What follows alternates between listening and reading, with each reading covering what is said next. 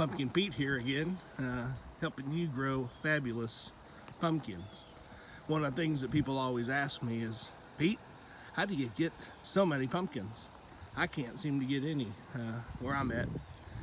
And I tell them the problem's lazy bees. I've got a bee down here.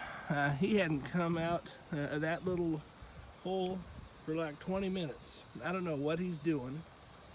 And the bees are supposed to help the boy pumpkins get with the girl pumpkins. And if you didn't know that there were boy and girl pumpkins, let's start there. First, let's look at a boy pumpkin. Boy pumpkin, see, it's kind of tall. He's sitting here. This one's got some sort of bug on it. And we'll look inside here. Oh, you'll see how kind of opened up. But you'll see there's a long, kind of hard, sticky thing down there in the middle. That's called a stamen. And that stamen there produces stuff that's needed to go in the female. And females, they're over here. Come down here, and you got the female, and they got this little ball down here at the bottom. See that little green ball? And they've got kind of a bunch of stuff inside, and they're wide open. Notice it's kind of a little bit more of a hole there with the little thing sticking around, and they got all those ants just creating a mess. And anyway, the thing is we got to get that stuff in the male over here to the female. And that's where your bees come in. And those bees are supposed to be flying around, taking the stuff from the male over to the female. But this bee here, he's just been flying around all over the place for the last 20 minutes. He's landed in that male there, I don't know, 6 or 7 times.